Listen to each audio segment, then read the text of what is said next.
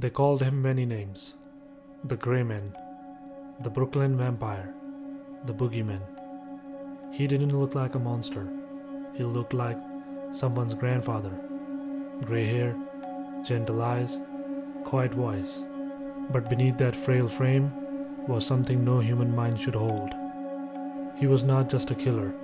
He was a predator, a sadist, and something far worse. Tonight, I will take you into the life and the crimes of Albert Fish, a man whose very existence was a waking nightmare for every parent in America.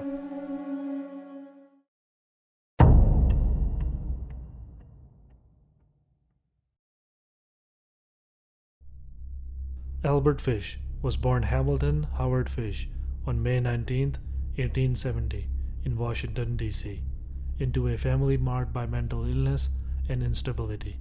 His father, a 75-year-old riverboat captain, died when Albert was just 5. His mother, unable to care for him, placed him in the St. John's orphanage. What happened there would twist his mind forever. The orphanage was a place of cruelty. Children were beaten, humiliated, and sometimes worse. Most cried and begged for the punishments to stop, but Albert didn't. He would later admit to begin to feel pleasure when whipped. He was learning to connect pain with arousal, a dangerous and irreversible conditioning. He also endured hunger, neglect, and ridicule from the other boys. In his later confessions, Fish claimed these early years planted the seeds of the sadomasochistic desires that would grow like a cancer inside him. In 1898, Fish married and had 6 children. To his neighbors, he was a quiet, if bizarre, family man who worked as a house painter. But in the privacy of his mind, his desires were spiraling. He began to engage in self-harm, inserting sewing needles deep into his pelvic flesh, burning himself with hot irons, and enjoying the agony. Medical x-ray taken after his arrest showed at least 29 needles still lodged inside him. He also began visiting bathhouses, where he paid men to beat him. He sent obscene letters to women, sometimes offering to be whipped in exchange for money. But these behaviors were only the warm-up. His fantasies were evolving, from self-inflicted pain to the domination and destruction of others. By the early 1920s, Fish began seeking victims. He targeted children, often from poor families or immigrant neighborhoods, where disappearances were more likely to go unnoticed by the authorities. He was clever in his approach. He would offer money, food, or work to lure his victims away.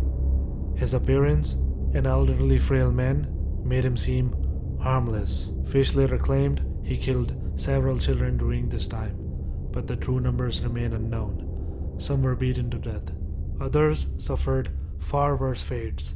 He also hinted that cannibalism became part of his rituals, not just as a means of concealment, but as an act of perverse fulfillment. The case that would finally unmask him began in May of 1928. Fish spotted a classified ad placed by 18-year-old Edward Budd, looking for work on a farm. Fish arrived at the Budd's family home, introducing himself as Frank Howard, a wealthy farmer from Long Island. He wore a neat suit and carried a grandfatherly demeanor. He claimed he would hire Edward, but first he had to attend his niece's birthday party. Then he made an unexpected offer. Would the Budds allow their 10-year-old daughter Grace to accompany him to the party? Believing the man to be kind and trustworthy, the Budds agreed.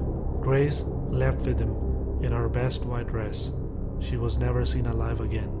What happened that day remains one of the most chilling crimes in American history. Fish took Grace not to a party, but to an abandoned house he had rented in Westchester County. There, he carried out his twisted fantasies.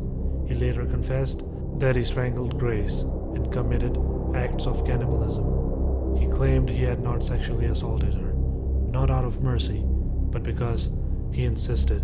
He was too disgusted by the thought. It was a statement that revealed the fractured logic of his insanity. For 6 years, Grace's fate remained a mystery. The Budd family was left with nothing but unanswered questions, until one day, a letter arrived. In November 1934, Mrs. Budd received an envelope. addressed in a shaky handwriting. Inside was a letter that would haunt her until her final breath. In the letter, Fish recounted a story from his time as a sailor in China, describing how famine had led people to eat human flesh. He then described, in a sickening detail, how he had killed Grace and what he had done to her remains. The level of detail was so horrifying that even hardened detectives had to stop reading, but the letter would become his undoing. Investigators traced the paper to a boarding house in Manhattan. There, they found Albert Fish. When detectives confronted him, Fish didn't resist. He calmly admitted to the murder of Grace Budd and to others. He described his crime with a detached, almost proud tone. Police were stunned to discover his body was filled with needles. X-rays showed dozens embedded deep in his pelvis.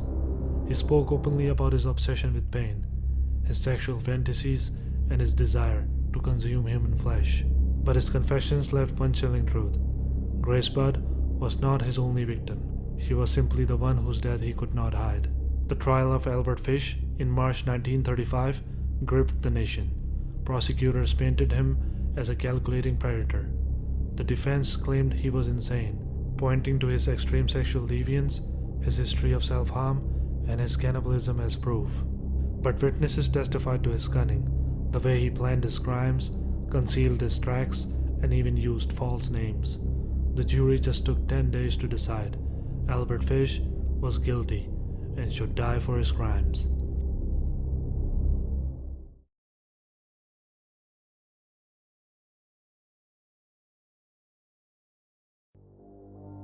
On January 16, 1936, Albert Fish was escorted into the execution chamber at Sing Sing prison. Thin, grey, and eerily calm, he took a seat in the electric chair, as though it were an old armchair waiting for him. Guards tightened the leather straps around his wrists, ankles, and chest, fastening the mask over his face. A murmur rippled through the witnesses, rumors that the dozens of needles buried deep inside his body might interfere with the execution.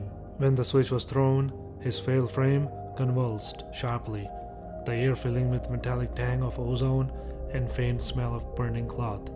Seconds later, the current stopped. The doctor stepped forward, felt for a pulse, and gave a solemn nod. Albert Fish was gone, but the darkness he brought into the world would never fade.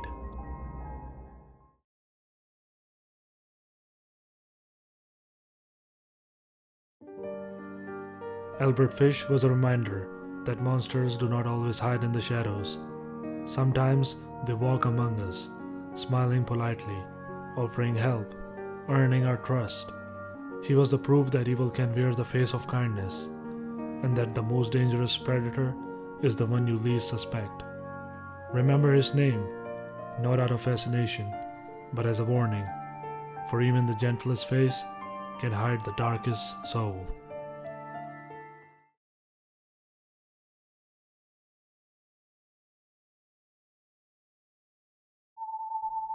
Thank you for watching. Stay curious, stay cautious. Until next time on Reaper Files.